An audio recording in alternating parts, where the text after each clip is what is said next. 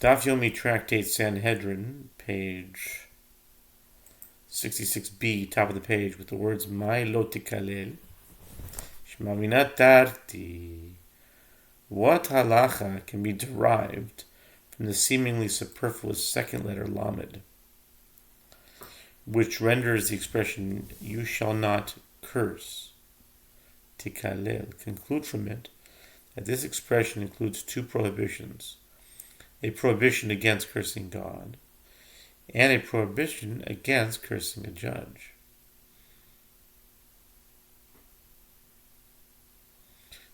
Okay, new Mishnah. Haba nara merasa eno chayav ad shetehi nara besula merasa v'hi beveis aviha bahu aleha shnayim harishon meskila v'asheni v'chenek. One who engages in intercourse with a betrothed young woman is not liable to be executed by stoning unless she is a young woman, meaning neither a minor nor an adult, a virgin, betrothed, but not yet married, and she lives in her father's home, having yet to move in with her husband. If two men engage in intercourse with her, the first is liable to be executed by stoning, and the second is liable to be executed by strangulation. The second man is executed in this manner in accordance with the halacha of one who engages in intercourse with a married or non-virgin betrothed woman, as she was no longer a virgin when he engaged in intercourse with her. Gemara, the Talmud says, Tanu Rabbanon nairo v'lo begeres besura v'lo beula v'rasa v'lo nesua v'veis avia prat l'shemasar av l'shluchei habal. The sages taught, with regard to the conditions stated in the Mishnah, the punishment of stoning applies only if the woman is a young woman, a category that applies until she is approximately 12 and a half years of age, but not a grown woman.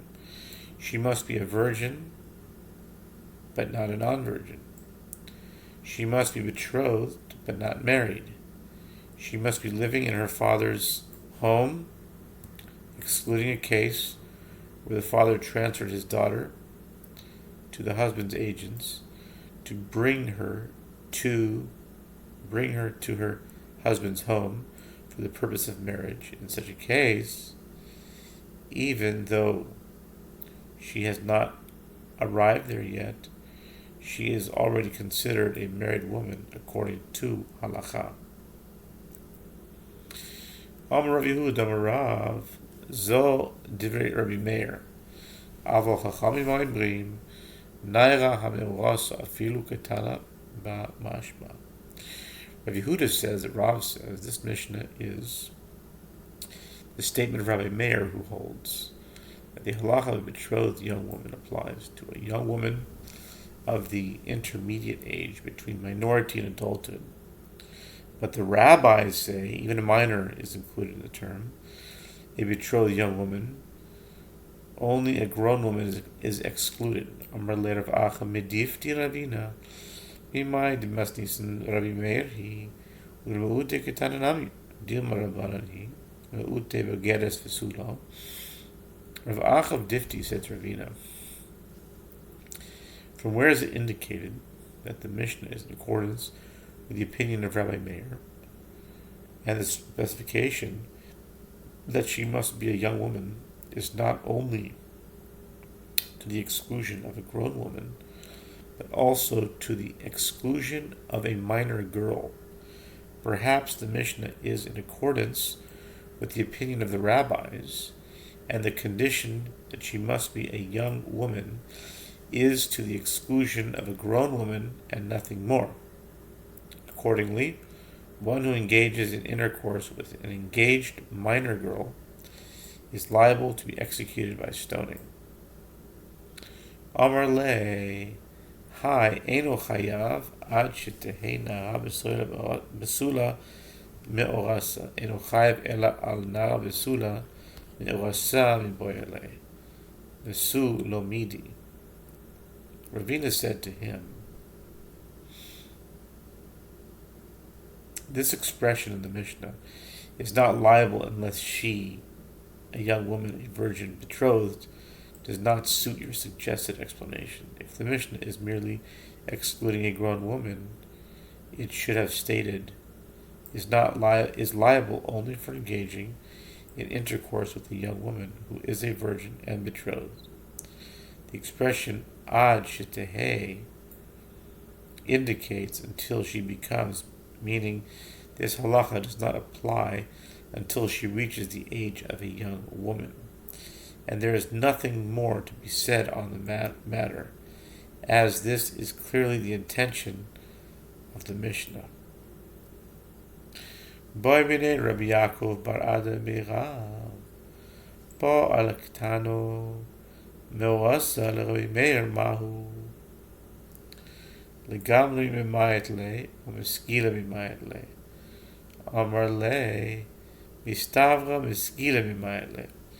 Rabbi Yaakov bar Ada asked Rav, in the case of a man who engaged in intercourse with a betrothed minor girl, what is the halacha according to the opinion of Rabbi Meir?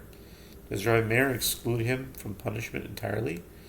Or does he exclude him merely from stoning, but he is executed by strangulation, like one who engages in intercourse with any other married woman?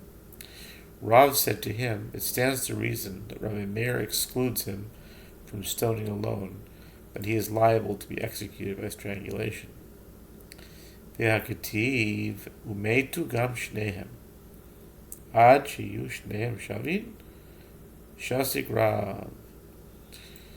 Rabbi Yaakov bar Ada raised an objection to this answer. But isn't it written, if a man is found lying with a woman married to a husband, then they shall both die, the man who lies with the woman and the woman.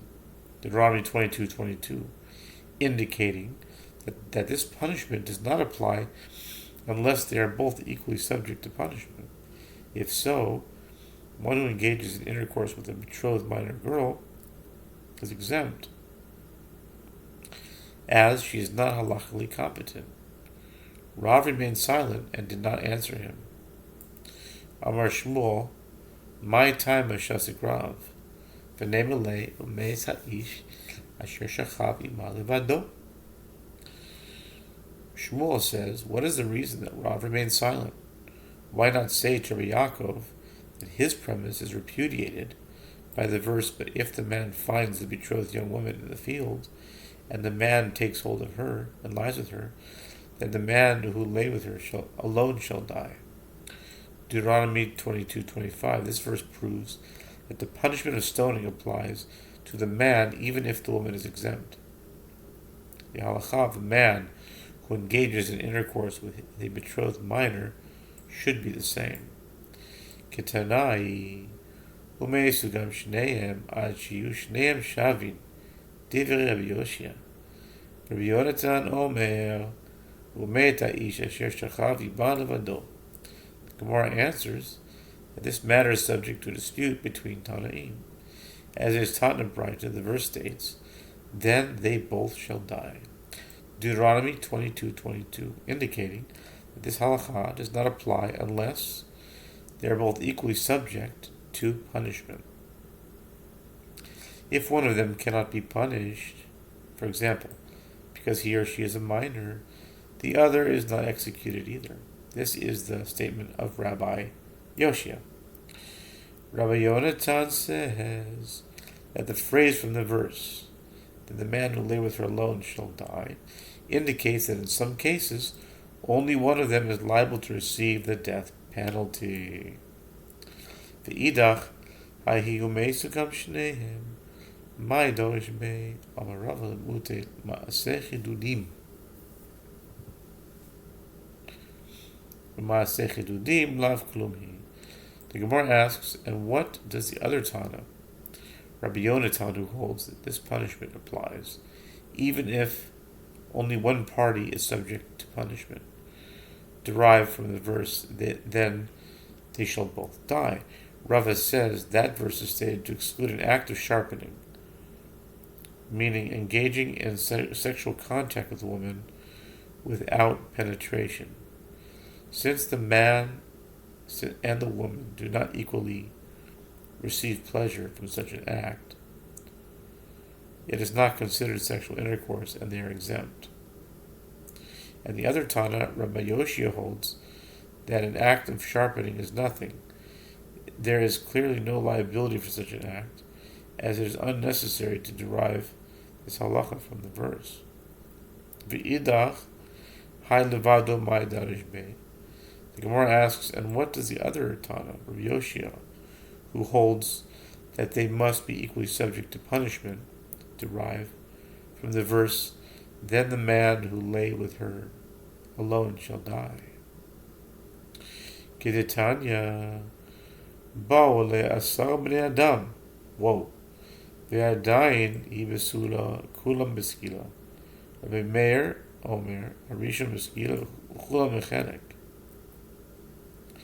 The Gemara answers, he derives another halacha, as it is taught in a Braita, if 10 men engage in intercourse with a betrothed young woman, and she is still a virgin, as they engage in the other way with her, they are all liable to be executed by stoning. Rabbi Yehuda Nasi says the first of them is executed by stoning, and all of the rest of them are executed by strangulation. Rabbi Yehuda Nasi derives from the phrase in the verse, then the man who lay with her alone shall die, that although the woman is still a virgin, only one man can be executed by stoning for engaging in intercourse with her. The others are executed by strangulation, in accordance with the halacha of one who engages in intercourse with a married woman or a betrothed non-virgin. Tan Rabbanan, Ubas ish kohen, ki sechel liznot, Rabbi Omer techila v'chein hu Omer, umeis ha'ish asher shachav ima levado. The sages taught, the verse states, and the daughter of any priest, if she profanes herself by playing the harlot, she profanes her father, she shall be burned with fire. Leviticus 21:9. Rabbi Yehuda Nasi says, the word techel means first techila, and likewise says, then the man who lay with her alone shall die. Deuteronomy 22:25. Micah Amar Avuna Bered Rav Yehoshua, Rabbi Karabbi Shmuel Zviroi, Amar Rusa Yetzer Sreif Alay Nesua, V'hachi Ka'amar Im Techila Bi'at Biznut, V'Sreifa Ida Mechanech. The Gemara asks, what is Rabbi Yehuda Hanasi saying? Rav Hunas and Rabbi Yehoshua says, Rabbi Yehuda Hanasi holds, and of course the opinion of Rabbi Yishmael, who says that only the betrothed daughter of a priest is signaled out for execution by burning, but not one who is married. A married daughter of a priest who commits adultery is executed in the same manner as other women who commit adultery. And this is what Rabbi Yehuda Hanasi is saying. If a woman's first act of sexual intercourse occurs when she commits adultery, as she is betrothed, she is executed by burning. In another case, meaning if she is already married, and this is not the first time she engages in sexual intercourse, she is executed by strangulation. My v'chein ki hasam b'tchilas bias kamashta'i kra hachanami b'tchilas bias kamashta'i kra. The Gemara asks, what is the meaning of the end of Rabbi Yehuda Hanasi's statement? And likewise it says, then the man who lay with her alone shall die. What is the relevance of that verse to this issue? The Gemara answers, Rabbi Yehuda Hanasi means to say that the halacha here, in the case of a betrothed young woman, is the daughter of a priest, is like there, just as there with regard to a betrothed young woman, who is not the daughter of a priest. The verse speaks of her first intercourse. Here too, the verse speaks of her first intercourse. Amr le Rav Bibi Barabaya, Mailo Haki Amar Umanu Rav Yosef. Rav Bibi bar Abaye said to Rav Huna, son of Rav Yehoshua, my master does not say, meaning does not explain the statement of Rav Yehuda Hanasi like that. The Gemara comments, and who is his master? Rav Yosef. Okay. Rabbi Keravi Meir Sabirale. Diamar Neset Le'echa Min Psulin Misasa Mechanek. Rather, he explains the statement of Rabbi Yehuda Hanasi as follows. Rabbi Yehuda Hanasi holds in accordance with the opinion of Rabbi Meir, who says, in the case of the daughter of a priest who married one of the men unfit for her, example, a mamzer, and committed adultery while married to him, her death sentence is administered by strangulation and not by burning. And